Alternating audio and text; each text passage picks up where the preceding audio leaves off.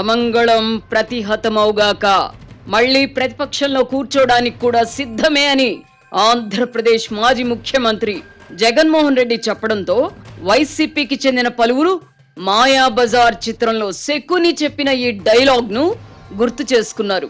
జగన్ రెడ్డి మాటల్లో ఈ మధ్య తడబాటు కనిపిస్తోంది.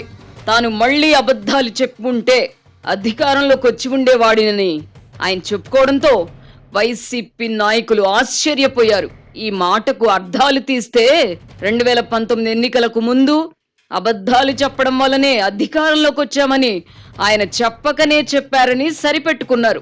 రాజకీయాల్లో అబద్ధాలు చెప్పడం సహజమే గాని ఇలా సంకల్పితంగా నిజాలు చెప్పుకుంటే ఎలా అని విస్తుపోతున్నారు.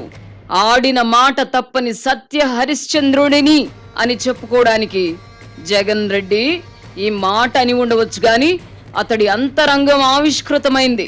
వాస్తవానికి జగన్మోహన్ రెడ్డి నోరు తెరిస్తే అబద్ధాలు అలవోకగా ప్రవహిస్తాయి. 2019 ఎన్నికలకు ముందు అధికారంలోకి వచ్చిన తర్వాత కూడా అసత్యాలే పునాదులుగా ఆయన రాజకీయాలు సాగాయి. తాజా వ్యాఖ్యలతో ఆయన గతంలో చెప్పిన అబద్ధాలను ప్రజలు మళ్లీ గుర్తు చేసుకున్నారు. దీంతో తలలు పట్టుకోవడం వైసీపీ నాయకుల వంతైంది. వచ్చే ఎన్నికల తర్వాత కూడా ప్రతిపక్షంలో కూర్చోడానికి సిద్ధమే కాని అబద్ధాలు మాత్రం చెప్పనని జగన్మోహన్ రెడ్డి చెప్పుకోవడంతో ఆయన కుటుంబ సభ్యులు కూడా విస్తుపోయారు. వైఎస్ రాజశేఖర్ రెడ్డి ముఖ్యమంత్రిగా ఉన్నప్పుడు సమకూర్చుకున్న ఆస్తులలో తన కుమార్తె షర్మిలకు కూడా సమాన వాటా ఉండాలని, తన భార్య విజయలక్ష్మికి వాటా అవసరం లేదని ఆడిటర్లకు సూచించడం వాస్తవమో కాదో జగన్మోహన్ రెడ్డి స్పష్టం చేయాలి. వాస్తవం అయితే ఆస్తుల్లో షర్మిలకు వాటా ఇవ్వడానికి ఎందుకు నిరాకరించారో చెప్పాలి కదా. తండ్రి అధికారాన్ని అడ్డుపెట్టుకొని వందల వేల కోట్ల పెట్టుబడులను సేకరించి సొంత మీడియాను ఏర్పాటు చేసుకుని కూడా ముఖ్యమంత్రిగా ఉన్నప్పుడు తనకు మీడియా లేదని చెప్పుకోవడం అబద్ధం కాదా? రోత మీడియా తనది కాకపోతే తన భార్య భారతీరెడ్డి దానికి చైర్పర్సన్ ఎలా అవుతారో, మెజారిటీ షేర్లు తన పేరిట తన కంపెనీల పేరిట ఎలా ఉంటాయో వివరించాలి కదా. సొంత బాబాయ్ వివేకానందరెడ్డిని హత్య చేయించింది ఎవరో తెలిసి కూడా ఆ నెపాన్ని చంద్రబాబు మీదకు నెట్టడానికి ప్రయత్నించింది నిజం కాదా? 2019కి ముందు కోడి కత్తితో దాడి చేయించుకొని అది కూడా చంద్రబాబు పనేనని ప్రచారం చేయించి రాజకీయ లబ్ధి పొందడం నిజం కాదని చెప్పగలరా? అవినీతి కేసులలో తండ్రి రాజశేఖర్ రెడ్డి పేరు చేర్పించి తాను తప్పించుకోవాలని ప్రయత్నించడం నిజం కాదా? అమరావతిలోనే రాజధాని ఉంటుందని, అందుకే అక్కడ ఇల్లు కట్టుకున్నానని ఎన్నికలకు ముందు చెప్పడం నిజం కాదా? ఎన్నికల తర్వాత 3 రాజధానులు అని చెప్పి ప్రభుత్వ సొమ్ముతో ప్రధాన నగరాలు, పట్టణాల్లో ప్యాలెస్లు నిర్మించుకోవాలనుకోవడంలో నిజం లేదా? అధికారం ఇస్తే మద్యపాన నిషేధం అమలు చేస్తానని చెప్పి అత్యంత నాసి రకం మద్యాన్ని ప్రజలకు విక్రయించి అక్కడ కూడా డబ్బు సంపాదించుకునే నీచానికి ఒడిగట్టిందెవరో జగన్మోహన్ రెడ్డి చెప్పగలరా? ఇలా చెప్పుకుంటూ పోతే ఎన్నో. నువ్వు మళ్ళీ అబద్ధమాడితే బాగుండు అని ఎవరైనా చెబితే లేదు, ప్రతిపక్షంలో కూర్చోడానికి కూడా సిద్ధమే కానీ అబద్ధం మాత్రం చెప్పలేను అని చెప్పడమే పెద్ద అబద్ధం కదా.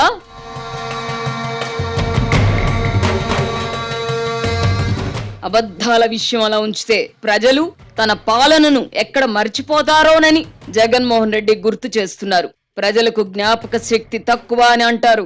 అందుకే తాము ఓడించిన పార్టీలనే 5 ఏళ్ల తర్వాత ఆశీర్వదిస్తూ ఉంటారు. అయితే 2029 ఎన్నికల తర్వాత కూడా ప్రతిపక్షంలో కూర్చోడానికి సిద్ధమైనందునే జగన్మోహన్ రెడ్డి తన రాక్షస పాలనను ప్రజలకు పదే పదే గుర్తు చేస్తున్నారు.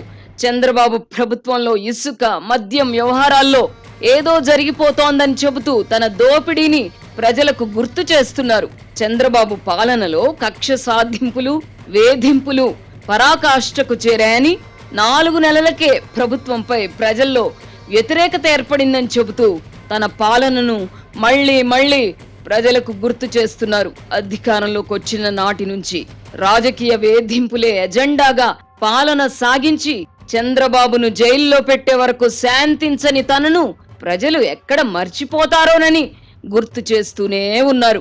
పోలీస్ వ్యవస్థను దుర్వినియోగం చేయడంలో సరికొత్త రికార్డులు నెలకొల్పడం ద్వారా తన ప్రత్యర్థులపైకి ఉసిగొల్పిన జగన్మోహన్ రెడ్డి అప్పుడు ఏం జరిగిందో గుర్తు చేస్తున్నారు. జగన్మోహన్ రెడ్డి గతంలో చెప్పినవన్నీ అబద్ధాలని తెలుసుకోవడం వల్లనే ప్రజలు తాజా ఎన్నికల్లో ఆయనను 11 సీట్లకే పరిమితం చేయడం మాత్రం సత్యం. నీవు నేర్పిన విద్యే నీరజాక్ష అంటారు. చంద్రబాబు ప్రభుత్వం జగన్మోహన్ రెడ్డి అడుగుజాడల్లో నడవడం లేదు. అయినా అధికారంలో ఉన్నప్పుడు తానేం చేశానో, ఎంత అరాచకంగా ప్రవర్తించానో గుర్తు చేస్తూ చంద్రబాబు ప్రభుత్వానికి దిశానిర్దేశం చేస్తున్నారా అన్నట్టుగా జగన్మోహన్ రెడ్డి వ్యాఖ్యలుంటున్నాయి. అబద్ధాలే పునాదులుగా అధికారంలోకి వచ్చిన వ్యక్తి తాను అబద్ధాలే ఆడనని చెప్పుకోవడం వింతగా ఉన్నప్పటికీ అతగాడి మనస్తత్వానికి ఆ మాటలు అద్దం పట్టడం లేదా? ప్రజల జ్ఞాపక శక్తి తక్కువే అయి ఉండవచ్చును గాని తమరి పాలనను ప్రజలు అంత తొందరగా ఎలా మర్చిపోగలరు? జగన్మోహన్ రెడ్డి 5 ఏళ్ల పాలనను ఒక పీడకలగా ప్రజలు గుర్తు పెట్టుకుంటూనే ఉంటారు. ఆ రాక్షస పాలనను మర్చిపోదామన్నా మర్చిపోలేని పరిస్థితి. ప్రతిపక్ష నాయకుడి స్థాయి నుంచి సామాన్య ప్రజల వరకు స్వేచ్ఛ లేకుండా జగన్మోహన్ రెడ్డి పాలన సాగింది. అప్పట్లో ఎవరైనా స్వేచ్ఛగా ఫోన్లలో మాట్లాడుకోగలిగారా? జగన్మోహన్ రెడ్డి సొంత మనుషులు, కలెక్షన్ ఏజెంట్లు కూడా ఫోన్లలో స్వేచ్ఛగా మాట్లాడుకోగలిగారా? లేదే. మీరు ఎవరెవరితో మాట్లాడేది, మీకొచ్చే మెసేజ్లు అన్నీ నాకు తెలుస్తాయి అని తన అంతరంగికులలో ఒకరిని జగన్మోహన్ రెడ్డి హెచ్చరించడం నిజం కాదా?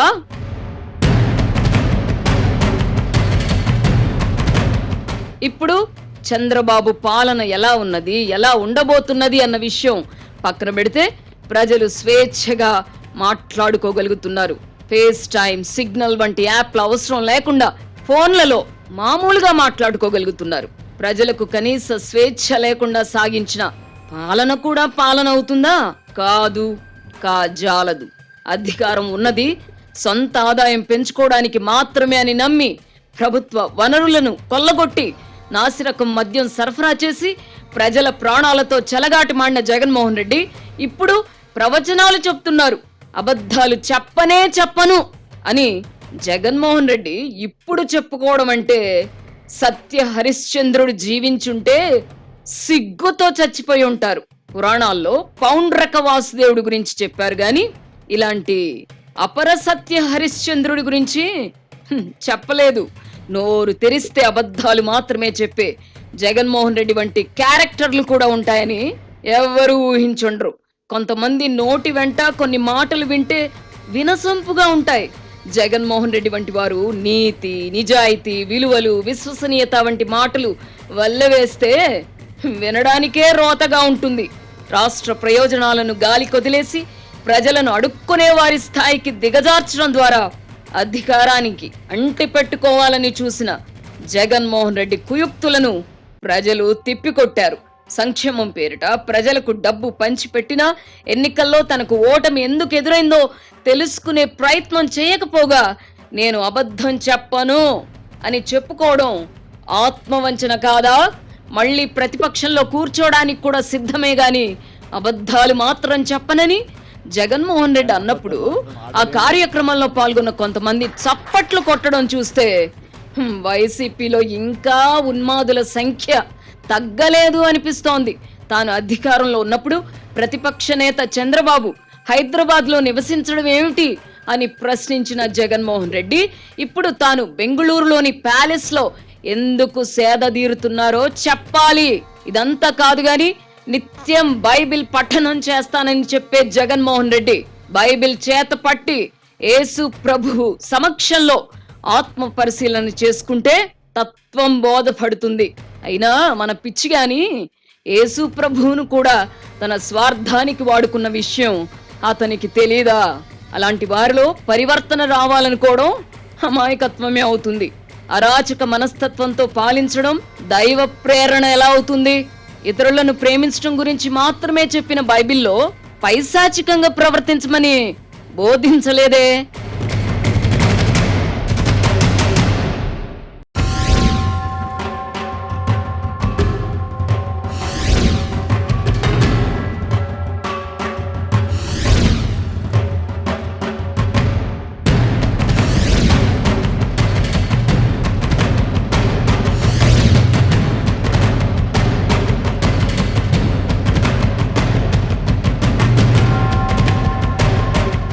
అధికారంలో ఉన్నప్పుడు చేయాల్సిన దురాగతాలన్నీ చేసి ఇప్పుడు ప్రజాస్వామ్యం గురించి, పత్రికా స్వేచ్ఛ గురించి, పోలీసుల వేధింపుల గురించి వైసీపీ మోక మాట్లాడడం జుగుప్సాకరంగా ఉంది. అప్పటి ముఖ్యమంత్రి జగన్మోహన్ రెడ్డిని తెలుగుదేశం అధికార ప్రతినిధి పట్టాభి ఓసడికే అని తిట్టడం వల్ల తమ కార్యకర్తల రక్తం మరిగి తెలుగుదేశం పార్టీ కార్యాలయాన్ని ధ్వంసం చేస్తే చేసి ఉండవచ్చునని సజ్జల రామకృష్ణారెడ్డి అనే మాజీ జర్నలిస్ట్ చెప్తున్నారు. ఈ కేసులో పోలీసులు తనను విచారణకు పిలవడం ఏమిటి అని కూడా ఆయన ప్రశ్నిస్తున్నారు. బోసడీకే అన్న పదం వాడినందుకే రక్తం మరిగి దాడులు చేసే పరిస్థితి ఉంటే చంద్రబాబు ధర్మపత్నిని నిండు సభలో దారుణంగా అవమానించి వ్యక్తిత్వ హననానికి పాల్పడినప్పుడు అవతలి వారి రక్తం ఇంకెంత మరగాలి? తన సతీమణిని అవమానించడంతో తట్టుకోలేక చంద్రబాబు బోరున విలపించారే గాని కత్తులు కర్రలు తీసుకుని వెళ్లమని కార్యకర్తలను ఉసిగొల్పలేదే. ఓరుగడ్డ అనిల్ అనే వ్యక్తి తిట్టిన తిట్లను ఎవ్వరైనా మర్చిపోగలరా? ఇళ్లలోని ఆడవాళ్లకు కూడా మినహాయింపు లేకుండా దారుణంగా దూషించిన తెలుగుదేశం కార్యకర్తలు గాని, జనసేనాని పవన్ కళ్యాణ్ అభిమానులు గాని రెచ్చిపోలేదే. అది వారి సంస్కారం. ద్వారంపూడి చంద్రశేఖర్ రెడ్డి, కొడాలి నాని, వల్లభనేని వంశీ, పేర్ని నాని, జోగి రమేష్, రోజా వంటి వారి మాటలు, వాడిన భాష విన్నప్పుడు రక్తం మరగదా? ఇళ్లల్లోని ఆడవాళ్లను సైతం బజారుకు ఇచ్చిన వాళ్లను ఏం చేయాలి? సైకోగా పేరొందిన జగన్మోహన్ రెడ్డిలో ఉన్న లక్షణాల్లో 10వ వంతు చంద్రబాబులో ఉండి ఉంటే పరిస్థితి మరోలా ఉండేది. పోలీస్ విచారణకు హాజరైన సజ్జల రామకృష్ణారెడ్డి గంటల వ్యవధిలోనే బయటకొచ్చి తెలుగుదేశం పార్టీ కార్యాలయంపై దాడిని సమర్థించుకోగలిగేవారా? ఎంపీ అని కూడా చూడకుండా రఘురామకృష్ణన్ రాజును పోలీసులతో చిత్తగొట్టించిన విషయం మర్చిపోతే ఎలా? పోలీసు ఉన్నతాధికారులైన పి సునీల్ కుమార్, పిఎస్ఆర్ ఆంజనేయులు, రఘురామిరెడ్డి కిరాయి సైనికులుగా మారి చేసిన దురాగతాలను సజ్జల మర్చిపోయినా ప్రజలు మర్చిపోతారా?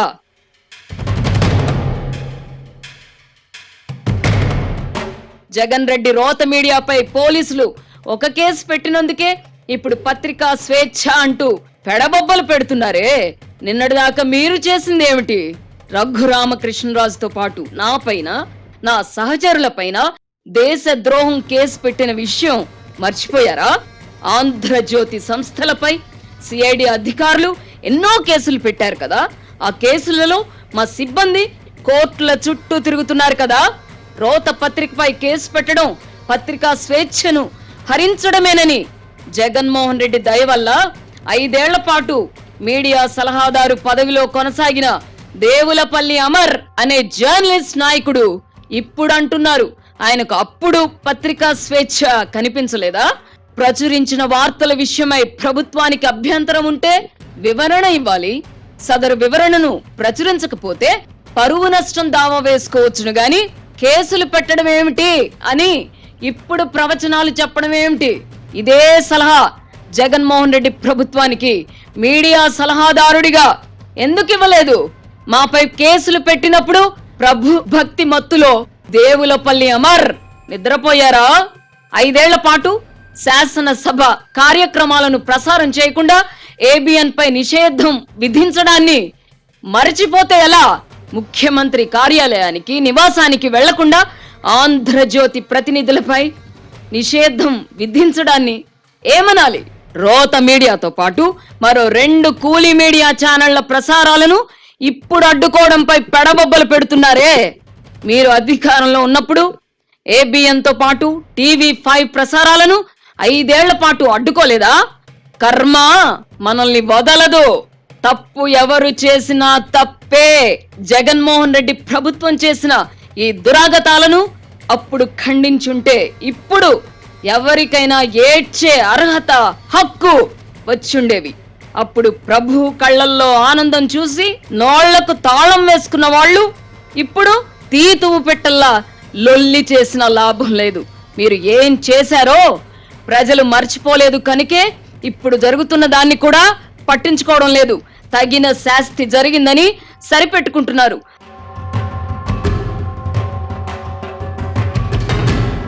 2014లో చంద్రబాబు అధికారంలోకి వచ్చిన కొత్తలో ఇప్పుడు కూలి మీడియాగా మారిన ఒక ఛానల్ ప్రసారాలను కొద్ది రోజులు ఆపించడంతో అలా చేయడం తప్పు అని నేను ముఖ్యమంత్రికి చెప్పగలిగాను.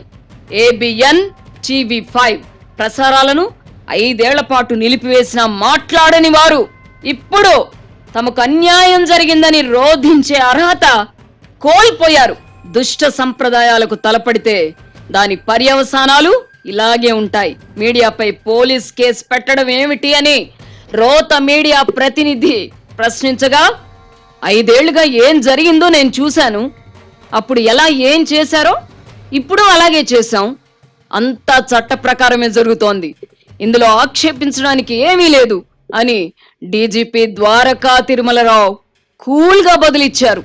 ఇప్పుడు పోలీస్ కేసులు, వేధింపులు, పత్రికా స్వేచ్ఛ అంటూ జగన్ అండ్ కోతో పాటు కొంతమంది వారి తాబేదారులు గగ్గోలు పెట్టడం చూస్తే కౌరవ మూక హాహాకారాలను వింటూ ఆహా ఆర్తనాదాలు శ్రవణానందకరంగా ఉన్నాయి అని మాయాబజార్ చిత్రంలో ఘటోత్కచుడు చెప్పిన డైలాగ్ గుర్తుకొస్తుంది. జగన్మోహన్ రెడ్డి సాగించిన అరాచకాల ప్రభావం ఇప్పట్లో తొలగిపోదు. జగన్మోహన్ రెడ్డికి 2019లో లభించిన మెజారిటీ కంటే ఇప్పుడు కూటమి ప్రభుత్వానికి ఎక్కువ మెజారిటీ వచ్చింది. అయినా గతంలో జరిగిన వాటిని, రెడ్ బుక్ లో రాసుకున్న వాటిని గుర్తుకు తెచ్చుకొని తాడు బొంగరం లేని కేసులు పెట్టి వేధించనందుకు సంతోషించకుండా గగ్గోలు పెట్టడం అస్సలు బాగోలేదు. చంద్రబాబుకు జగన్ పూనితే పరిస్థితి ఏమిటో మీకే తెలుస్తుంది. అలా జరగడం లేదు కనుకే స్వేచ్ఛగా ప్రవచనాలు చెప్పుకోగలుగుతున్నారు. సొంత పార్టీ కార్యకర్తల నుంచి ఎంత ఒత్తిడి వస్తున్నా ముఖ్యమంత్రి చంద్రబాబు సంయమనం కోల్పోవడం లేదు. తప్పులు చేయడంలో కూడా హద్దులు మీరిన వారిని కూడా చట్ట ప్రకారమే శిక్షించాలనుకుంటున్నారు. తన వ్యక్తిగత జీవితం గురించి అవాకులు చవాకులు పేలినందుకు ఉప ముఖ్యమంత్రి పవన్ కళ్యాణ్ రక్తం ఎంత మరగాలి? ప్రజలు అధికారం ఇచ్చింది కక్ష సాధింపులకు కాదు కదా అని అటు చంద్రబాబు ఇటు పవన్ కళ్యాణ్ నమ్ముతున్నందున వైసీపీ మూక స్వేచ్ఛగా తిరగగలుగుతోంది. కొంతమంది వ్యక్తులపై కేసులు పెడుతున్నా, పాత కేసులలో దర్యాప్తు వేగం పెరుగుతున్నా చట్ట పరిధిలోనే జరగాలనుకుంటున్నారు. అనాగరికంగా ఆలోచించే వారి అయితే బూతులకు పేటెంట్ తీసుకున్న కొడాలి నాని వంటి వారికి పోలీస్ ట్రీట్మెంట్ చేయించడం ఎంతసేపు?